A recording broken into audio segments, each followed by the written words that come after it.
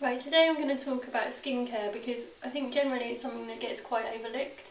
When we think about detoxing or cleaning up our health, we tend to think about the foods that we eat, and although they're a massively important thing, and I wouldn't even stress how important they are, our skin is the largest organ of elimination, and it's something that does tend to get really overlooked. Now, a few things that you can do. These are things that I tend to pretty much put into my daily routine, which are really simple to do. You can do skin brushing, so you get like a brush like this with a natural bristle brush, preferably with a long handle, because that means you can get to it all do your back easily. What you do is you start with your feet, and you do if you brush the underside of your feet and then work from the tops of your feet and then just gradually up your legs. But if you do it like quite hard brushes, but you'll get used, like to start with, it will probably feel quite scratchy and quite hard, so you probably won't start that hard, but you just, fairly hard like that. And then, so you work up each leg and then do each arm. So what you're doing is you're working the way that the blood would flow towards your heart, so you're always going towards your heart. If you go the other way, then you're putting pressure against the veins, so that's not a good thing to do. So you start with your legs, do each leg, each arm, and then do your torso, front, back, and sort of shoulders. You can do your face, but you probably don't really need to. You get like a little brush to do that if you wanted to. So maybe be a bit harsh. But the reason for that is that by brushing, you are going to take away any dead skin cells that are sat on top of your skin. So it allows your skin to breathe really and just get the dead cells off. Also, what it does underneath your skin is the lymph system, and it doesn't have a pump of its own, so it relies on your movement a lot. So it's good to exercise, and rebounding is really good because that really creates a lot of movement. But skin brushing is as well, because it's just stimulating movement within the lymph, so that will get toxins moving around your system and getting them moving around to then leave your system. However, these things can create quite a lot of movement, so be careful, because if you're if you stimulate your lymph, it needs then somewhere to go, so it will go to your liver first, and then out through your bowels. Now, it's probably a good idea to, if you haven't cleaned your diet up, or obviously, which is you don't do one thing in isolation. It's always about everything. So although I'm talking about skin today, it's not just in isolation. You want to do it. You want to do everything. So having a colonic is probably not a bad idea if you're on the starting stages of getting healthier and moving towards a more sort of cleaner lifestyle. Now, so once you've done your skin brushing, if you then jump in the shower, another good thing to do when you're showering is to turn the water, if you get in and you have it pretty warm, and then turn it as cold as you possibly can, which to begin with you might find quite difficult because it could feel quite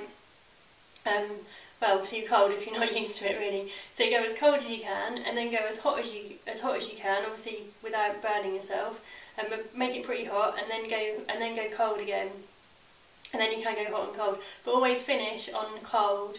So what that will do is it will stimulate movement. So because you're heating up the surface of your skin, it's making the skin the blood rush to the surface to try and cool your skin down, and then when you go really cold, it's then pulling the blood in to move more blood inward away from the skin. So again, it's creating movement, it's getting movement in the lymph, and also it's making your skin expand and contract. So you're actually exercising your skin, so it's a really good thing, and especially if you're losing weight, because you can end up with sort of saggy skin, and if you have a really hot bath and you get out and your skin, it feels like your skin's just kind of hanging off you. But if you have a cold shower, your skin's just tight, and yeah, I've lost my track. It tightens your skin up. So that's another really good method of know, caring for your skin.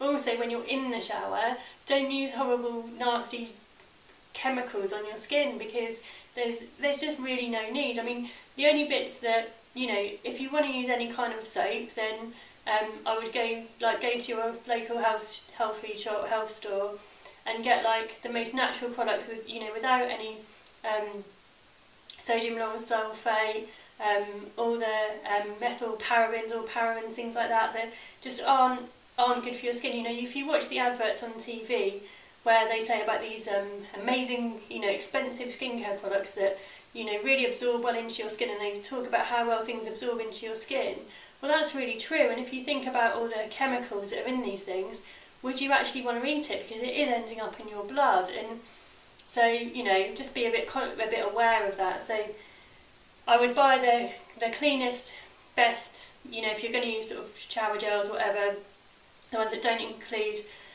those chemicals. What I tend to do is make my own salt scrub, which is, as you can see, it's running a bit low, but it's just really good sea salt.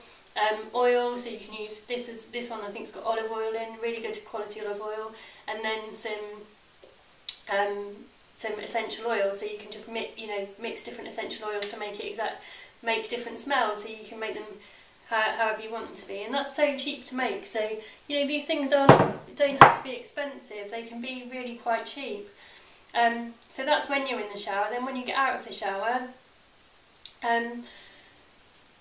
you know, why buy really expensive moisturisers when you can get a pot of coconut oil? Again, it's running low, I've obviously been using it. Coconut oil or cocoa butter, really pure, raw, organic, you know, hasn't been messed with. If you mix coconut oil and cocoa butter, such a lovely smell. I mean, it's just to die for. And again, you know it's absorbing in, but the coconut oil, the cocoa butter, they're both things that I would eat. You know, they're exactly the same ones that I have in my cupboard, that I have in my bathroom. So really, if you're not going to eat it, then don't put it on your skin, or just be the things that you use day to day, like in the shower, or you know, all over your body. Just really think about what it is that's actually going on, because it is, you know, it does get absorbed into your skin, so it's effectively like eating it. Or another great thing for your skin, internally and externally, is aloe vera. So with this, I would cut a big chunk off, and then fill it the gel out in the middle, and make a nice drink. So maybe with some spring water, lemon juice, ginger, blend it all up. You know, such an amazing drink. It's got natural collagen in, which again is such good food for your skin. And then with the outer parts, then you can just get out of the shower and slap it all on over your skin. And again, that's like, if you put it on your face, it really it's like having a natural facelift, because it really you can feel it all sort of tightening up. So again, another great product for your skin, which, you know, is so cheap, when there's all these expensive moisturisers and things, which I think you use the soaps in the shower, it just, you know, it destroys the natural acid mantle on your skin. Then you end up with, you know, dry skin, and then you put these expensive moisturisers on, and you're kind of caught in this vicious cycle. So what I would say to you is break the cycle and get natural. So that's my tip for today. See you tomorrow.